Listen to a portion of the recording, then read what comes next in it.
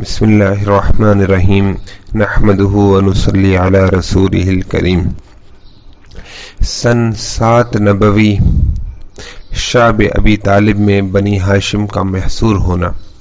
جب قریش کی سفارت حبشہ سے ناکام واپسی ہوئی اور یہ معلوم ہوا کہ نجاشی نے حضرت جعفر رضی اللہ تعالیٰ عنہ اور ان کے ساتھیوں کا بہت اکرام کیا ہے، ادھر حضرت حمزہ رضی اللہ تعالیٰ عنہ اور حضرت عمر رضی اللہ تعالیٰ عنہ بھی اسلام لے آئے، جس سے کافروں کا زور ٹوٹ گیا، اور پھر یہ کہ روز بروز مسلمانوں کی تعداد میں اضافہ ہوتا جا رہا ہے اور کوئی حربہ دین حق کے دبانے میں کارگر نہیں ہوتا، تب تمام قبائل قریش نے متفقہ طور پر ایک تحریری معاہدہ لکھا کہ محمد صلی اللہ علیہ وسلم اور بنی ہاشم اور ان کے تمام حامیوں سے یکلخت تمام تعلقات قطع کر دیے جائیں، کہ نہ کوئی شخص بنی ہاشم سے نکاح کرے اور نہ ان سے میل جول رکھے، جب تک کہ بنو ہاشم رسول اللہ صلی اللہ علیہ وسلم کو قتل کے لیے ہمارے حوالے نہ کر دیں۔ اور اسی مضمون کی ایک تحریر لکھ کر اندرون کعبہ آویزاں کر دی۔ منصور بن اکرمہ جس نے اس ظالمانہ اور سفاکانہ معاہدے کو لکھا، اس کو تو اسی وقت من جانب اللہ اس کی سزا مل گئی کہ اس کی انگلیاں شل ہو گئیں اور ہمیشہ کے لیے ہاتھ کتابت سے بیکار ہو گیا۔ ابو طالب نے مجبور ہو کر ماں خاندان کے شعب ابی طالب میں پناہ لی۔ بنو ہاشم اور بنو مطلب، مومن اور کافر، سب نے آپ صلی اللہ علیہ وسلم کا ساتھ دیا۔ مسلمانوں نے دین کی وجہ سے اور کافروں نے خاندانی اور نسبی تعلق کی وجہ سے بنو ہاشم میں سے صرف ابو لہب قریش کا شریک رہا۔ 3 سال مسلسل اسی حصار میں سخت تکلیف کے ساتھ گزارے، یہاں تک کہ بھوک سے بچوں کے بلبلانے کی آواز باہر سے سنائی دینے لگی۔ سنگ دل سن سن کر خوش ہوتے، لیکن جو ان میں رحم دل تھے ان کو ناگوار گزرا، اور صاف کہا کہ تم کو نظر نہیں آتا کہ منصور بن اکرمہ پر کیا آفت آئی۔ اس حصار میں مسلمانوں نے کی کر کے پتے کھا کر زندگی بسر کی۔ حضرت سعد بن ابی وقاص رضی اللہ تعالیٰ عنہ فرماتے ہیں کہ میں بھوکا تھا، اتفاق سے شب میں میرا پیر کسی تر چیز پر پڑا، فوراً زبان پر رکھ کر نگل گیا، اب تک معلوم نہیں کہ وہ کیا شے تھی۔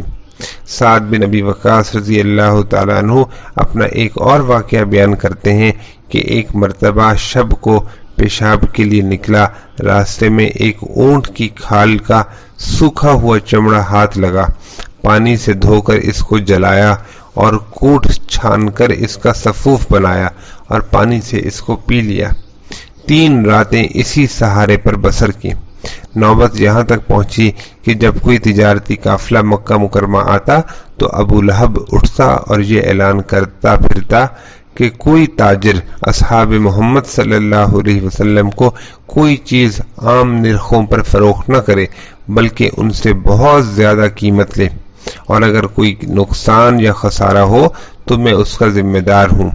صحابہ رضی اللہ تعالیٰ عنہ مجمعین خریدنے کے لیے آتے، مگر نرخ کی گرانی کا یہ عالم دیکھ کر خالی ہاتھ واپس ہو جاتے۔ الغرض ایک طرف دشمنوں کی یہ چیرہ دستی تھی اور دوسری طرف بچوں کا بھوک سے تڑپنا اور بلبلانا تھا۔ بعض لوگوں کا اپنے عزیزوں کی اس تکلیف کو دیکھ کر دل دکھتا، پوشیدہ طور پر ان کے کھانے پینے کا سامان بھیجتے۔ ایک دن کا واقعہ ہے کہ حکیم بن حزام جو فتح مکہ کے موقع پر ایمان لائے، اپنی پھپھی حضرت خدیجہ رضی اللہ تعالی عنہا کے لیے غلام کو ہمراہ لے کر کچھ غلہ لے جا رہے تھے۔ جاتے ہوئے ابو جہل نے دیکھ لیا اور کہا کہ تم بنو ہاشم کے لیے غلہ لیے جاتے ہو، میں تم کو ہرگز غلہ نہ لے جانے دوں گا اور سب میں تم کو رسوا کروں گا۔ اتفاق سے ابو البختری سامنے سے آ گیا، واقعہ معلوم کر کے ابو جہل سے کہنے لگا، ایک شخص اپنی پھپھی کے لیے غلہ بھیجتا ہے، تم اس میں کیوں مزاحمت کرتے ہو؟ ابو جہل کو غصہ آ گیا اور سخت سست کہنے لگا، ابو البختری نے اونٹ کی ہڈی اٹھا کر ابو جہل کے سر پر اس زور سے ماری کہ سر زخمی ہو گیا۔ مار کھانے سے زیادہ ابو جہل کو اس کی تکلیف پہنچی کہ حضرت حمزہ رضی اللہ تعالیٰ عنہ کھڑے ہوئے شعب ابی طالب میں یہ واقعہ دیکھ رہے تھے۔ انہی تکالیف اور مصائب کی بنا پر بعض رحم دلوں کو اس عہد کو توڑنے کا خیال پیدا ہوا۔ سب سے پہلے حشام بن عمر کو خیال آیا کہ افسوس، ہم تو کھائیں پیئیں اور ہمارے خیش و اقارب دانا دانے کو ترسیں اور فاقے پر فاقے کھینچیں۔ جب رات ہوئی تو ایک اونٹ غلے کا شعب ابی طالب میں لے جا کر چھوڑ دیتے۔ ایک روز حشام بن عمر یہی خیال لے کر زہیر بن امیہ کے پاس گئے جو عبد المطلب کے نواسے اور عاتقہ بنت عبد المطلب رسول اللہ صلی اللہ علیہ وسلم کی پھوپھی کے بیٹے تھے۔ جا کر یہ کہا کہ اے زہیر، کیا تم کو یہ پسند ہے کہ تم جو چاہو کھاؤ اور پہنو اور نکاح کرو اور تمہارے ماموں ایک ایک دانے کو ترسیں؟ خدا کی قسم، اگر ابو جہل کے ماموں اور ننیال کے لوگ اس حال میں ہوتے تو ابو جہل ہرگز ایسے عہد نامے کی پرواہ نہ کرتا۔ زہیر نے کہا کہ افسوس، میں تنہا ہوں، تنہا کیا کر سکتا ہے، کاش ایک ہم خیال اور مل جائے اور پھر میں اس کام کے لیے کھڑا ہوں۔ حشام بن عمر وہاں سے اٹھے اور مطعم بن عدی کے پاس گئے اور ان کو ہم خیال بنایا۔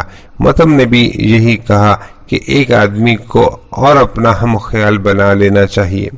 حشام وہاں سے روانہ ہوئے اور ابو البختری اور بعد ازاں زمعت بن اسود کو اپنا ہم خیال بنایا۔ جب یہ 5 آدمی اس عہد کے توڑنے پر آمادہ ہو گئے تو سب نے ایک زبان ہو کر کہا کہ کل جب سب جمع ہوں اس وقت اس کا ذکر اٹھایا جائے۔ زہیر نے کہا کہ ابتدا میں کروں گا۔ صبح ہوئی اور لوگ مسجد میں جمع ہوئے۔ زہیر اٹھے اور کہا کہ اے اہل مکہ، بڑے افسوس اور غیرت کی بات ہے کہ ہم کھائیں اور پئیں اور پہنیں اور نکاح اور بیاہ کریں اور بنو ہاشم فاقے سے مریں۔ خدا کی قسم، جب تک یہ صحیفہ قاطعہ اور ظالمہ چاک نہ کیا جائے گا میں اس وقت تک نہ بیٹھوں گا۔ ابو جہل نے کہا خدا کا یہ عہد نامہ کبھی نہیں پھڑا جا سکتا۔ زمعت بن اسود نے کہا خدا کی قسم ضرور پھڑا جائے گا۔ جس وقت یہ عہد نامہ لکھا گیا تھا ہم اسی وقت راضی نہ تھے۔ ابو البختری نے کہا کہ زمع سچ کہتا ہے، ہم بھی راضی نہ تھے۔ مطعم نے کہا کہ بے شک یہ دونوں سچ کہتے ہیں۔ حشام بن عمر نے پھر اس کی تائید کی۔ ابو جہل مجلس کا یہ رنگ دیکھ کر حیران رہ گیا اور کہا کہ یہ تو رات کا طے کیا ہوا معاملہ معلوم ہوتا ہے۔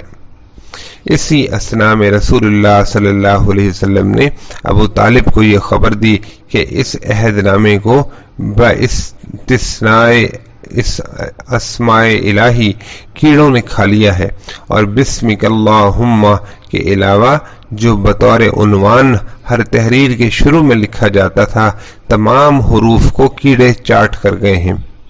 ابو طالب نے یہ واقعہ قریش کے سامنے بیان کیا اور کہا کہ میرے بھتیجے نے آج ایسی خبر دی ہے اور میرے بھتیجے نے کبھی جھوٹ نہیں بولا اور نہ ان کی کوئی بات آج تک غلط ثابت ہوئی۔ آؤ بس اسی پر فیصلہ ہے، اگر محمد صلی اللہ علیہ وسلم کی خبر صحیح اور سچ نکلے تو ان جور و ستم سے باز آ جاؤ، اور اگر غلط نکلے تو محمد صلی اللہ علیہ وسلم کو تمہارے حوالے کرنے کے لیے تیار ہوں، چاہے تم ان کو قتل کرنا اور چاہے زندہ چھوڑنا۔ لوگوں نے کہا کہ اے ابو طالب، آپ نے بے شک انصاف کی بات کہی، اور اسی وقت عہد نامہ منگایا گیا، دیکھا تو واقعی سوائے خدا کے نام کے تمام حروف کو کیڑوں نے کھا لیا تھا۔ دیکھتے ہی ندامت اور شرمندگی سے سب کی گردنیں جھک گئیں۔ اس طرح اس ظالمانہ عہد کا خاتمہ ہوا۔ 10 نبوی میں ابو طالب اور آپ کے تمام رفقا اس درے سے باہر آئے۔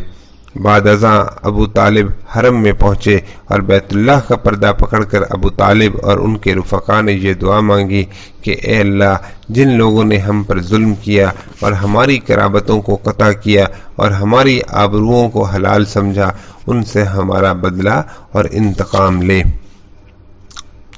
اس طرح 3 سال کی مسلسل مصیبت کا خاتمہ ہوا اور 10 نبوی میں یعنی ہجرت سے 3 سال پیشتر شعب ابی طالب سے باہر نکلے۔ حضرت ابو بکر رضی اللہ تعالی عنہ کی ہجرت۔ اسی عرصے میں جب بنو ہاشم شعب ابی طالب میں محصور تھے، ابو بکر رضی اللہ تعالی عنہ حبشہ کی ہجرت کی نیت سے نکلے تاکہ مہاجرین حبشہ سے جا ملے۔ جب مقام برق الغماد پر پہنچے تو قبیلہ کارا کے سردار ابن دغنا سے ملاقات ہوئی۔ ابن دغنا نے پوچھا کہ اے ابو بکر، کہاں کا قصد ہے؟ ابو بکر رضی اللہ تعالیٰ عنہ نے کہا کہ میری قوم نے مجھ کو نکال دیا ہے، میں یہ چاہتا ہوں کہ خدا کی زمین میں سیاحت کروں اور اپنے رب کی عبادت کروں۔ ابن دغنا نے کہا کہ اے ابو بکر، تم جیسا آدمی نہ نکلتا ہے اور نہ نکالا جاتا ہے، تم ناداروں کے لیے سامان مہیا کرتے ہو، صلہ رحمی کرتے ہو، لوگوں کے بوجھ اٹھاتے ہو، مہمان نواز ہو، حق کے معین و مددگار ہو، میں تم کو اپنی پناہ میں لیتا ہوں، تم لوٹ جاؤ۔ سرداران قریش کی موجودگی میں بیت اللہ کا طواف کیا اور سرداران قریش سے مخاطب ہو کر کہا کہ ابو بکر جیسا آدمی نہیں نکلتا اور نہیں نکالا جاتا، کیا ایسے شخص کو نکالتے ہو جو ناداروں کے لیے سامان مہیا کرتا ہے اور صلہ رحمی کرتا ہے، لوگوں کے بوجھ اٹھاتا ہے، مہمان نواز ہے، حق کا معین اور مددگار ہے، میں نے ان کو پناہ دی۔ قریش نے ابن ابی دغنا کی پناہ کو تسلیم کیا اور یہ کہا کہ آپ ابو بکر رضی اللہ تعالیٰ عنہ سے یہ کہہ دیں کہ اپنے گھر میں خدا کی عبادت کریں، نماز پڑھیں، قرآن کی تلاوت کریں، لیکن اعلان نہ کریں، اعلانیہ طور پر نماز نہ پڑھیں، بآواز بلند قرآن کی تلاوت نہ کریں، اس سے ہمیں تکلیف ہوتی ہے۔ علاوہ ازیں ہم کو یہ اندیشہ ہے کہ ہماری عورتیں اور بچے کہیں اسلام پر فدا نہ ہو جائیں۔ ابن دغنا ابو بکر رضی اللہ تعالیٰ عنہ سے یہ کہہ کر واپس لوٹ گئے۔ ابو بکر رضی اللہ تعالیٰ عنہ صرف اپنے گھر میں اللہ کی عبادت کرنے لگے۔ بعد چندے ابو بکر رضی اللہ تعالیٰ عنہ نے اپنے مکان کے صحن میں ایک مسجد بنا لی کہ اس میں نماز پڑھتے اور قرآن کی تلاوت کرتے۔ قریش کے بچے اور عورتیں ٹوٹ پڑتے اور تعجب سے لگاتار ٹکٹکی باندھے ہوئے ابو بکر رضی اللہ تعالیٰ عنہ کو دیکھتے رہتے، جس کو دیکھتے اس کی نظر کا منتہا اور غائط ابو بکر رضی اللہ تعالیٰ عنہ تھے۔ ابو بکر رضی اللہ تعالیٰ عنہ خدا کے خوف سے بہت رونے والے مرد تھے، مگر باوجود مرد ہونے کے تلاوت قرآن کے وقت اپنی آنکھوں کے مالک نہیں رہتے تھے، ہزار کوشش بھی کریں تو اپنی آنکھوں کو تھام نہیں سکتے تھے۔ اسی وجہ سے سامعین سننے والے اپنے دلوں کے مالک نہیں رہتے تھے، ہزار کوشش بھی کریں مگر ابو بکر رضی اللہ عنہ کی تلاوت کے وقت دلوں کو تھام نہیں سکتے تھے۔ سرداران قریش نے جب یہ حال دیکھا تو گھبرا گئے اور فوراً ہی ابن دغنا کو بلا بھیجا اور ابن دغنا سے شکایت کی کہ ہم نے ابو بکر رضی اللہ تعالیٰ عنہ کو آپ کے کہنے سے اس شرط پر پناہ دی تھی کہ وہ اپنے گھر میں مخفی اور پوشیدہ طور پر خدا کی عبادت اور بندگی کریں، اعلانیہ طور پر خدا کی عبادت اور بندگی نہ کریں اور اعلانیہ طور پر نماز اور قرآن نہ پڑھیں۔ اب ابو بکر رضی اللہ تعالیٰ عنہ نے خلاف شرط علی الاعلان نماز اور قرآن پڑھنا شروع کر دیا ہے، جس سے ہم کو اپنے بچوں اور عورتوں کے بگڑ جانے کا اندیشہ ہے۔ آپ ابو بکر رضی اللہ عنہ سے کہہ دیجئے کہ اپنی شرط پر قائم رہیں یا آپ کے امان اور پناہ کو واپس کر دیں، ہم آپ کی پناہ کو توڑنا نہیں چاہتے۔ ابو بکر رضی اللہ تعالیٰ عنہ نے کہا کہ میں تمہارے امان اور پناہ کو واپس کرتا ہوں اور صرف اللہ عز و جل کی امان اور پناہ پر راضی ہوں۔ ابن دغنا نے ابو بکر رضی اللہ تعالیٰ عنہ کے جو اوصاف بیان کیے ہیں وہ بعید نہیں وہ اوصاف ہیں جو حضرت خدیجہ رضی اللہ تعالیٰ عنہا نے نبی کریم صلی اللہ علیہ وسلم کے لیے شمار کیے تھے، جیسا کہ بعثت نبوی کے بیان میں گزر چکا ہے، جس سے حضرت ابو بکر رضی اللہ تعالیٰ عنہ کا فضل و کمال اور مقام صدیقیت کا مقام کا اندازہ ہوتا ہے۔ عام الحزن یعنی غم کا سال، حضرت خدیجہ رضی اللہ تعالی عنہا اور ابو طالب کی وفات۔ شاب ابی طالب سے نکلنے کے چند روز بعد ہی ماہ رمضان یا شوال سن 10 نبوی میں ابو طالب نے انتقال کیا، اور پھر 3 یا 5 دن کے بعد حضرت خدیجہ رضی اللہ تعالی عنہا نے بھی انتقال فرمایا۔ مسند احمد اور بخاری اور مسلم اور نسائی میں ہے کہ جب ابو طالب مرنے لگے تو رسول اللہ صلی اللہ علیہ وسلم آپ کے پاس آئے۔ ابو جہل اور عبداللہ بن ابی امیہ بھی وہاں موجود تھے۔ آپ صلی اللہ علیہ وسلم نے فرمایا کہ اے چچا، تم ایک مرتبہ لا الہ الا اللہ کہہ لو تاکہ خدا کے سامنے تمہاری شفاعت اور سفارش کے لیے مجھ کو ایک حجت اور دلیل مل جائے۔ ابو جہل اور عبداللہ بن امیہ نے کہا کہ اے ابو طالب، کیا تم عبد المطلب کی ملت کو چھوڑتے ہو؟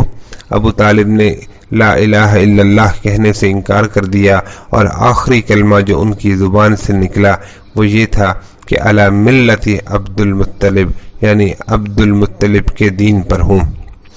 ابو طالب تو یہ کہہ کے مر گئے۔ رسول اللہ صلی اللہ علیہ وسلم نے یہ فرمایا کہ میں برابر ابو طالب کے لیے استغفار یعنی دعائے مغفرت کرتا رہوں گا جب تک اللہ تعالیٰ کی طرف سے میں منع نہ کر دیا جاؤں۔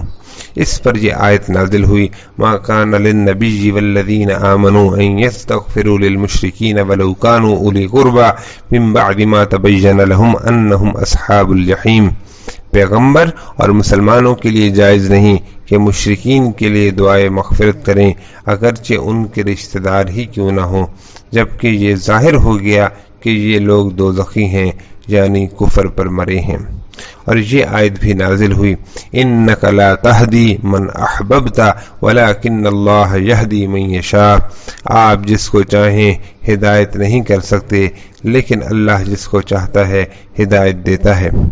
حضرت عباس رضی اللہ تعالیٰ عنہ فرماتے ہیں کہ میں نے عرض کیا کہ یا رسول اللہ صلی اللہ علیہ وسلم، آپ اپنے چچا کے کیا کام آئے؟ وہ آپ کے حامی اور مددگار تھے۔ آپ صلی اللہ علیہ وسلم نے فرمایا کہ وہ ٹخنوں تک آگ میں ہے، اگر میں شفاعت نہ کرتا تو جہنم کی تہ میں ہوتے۔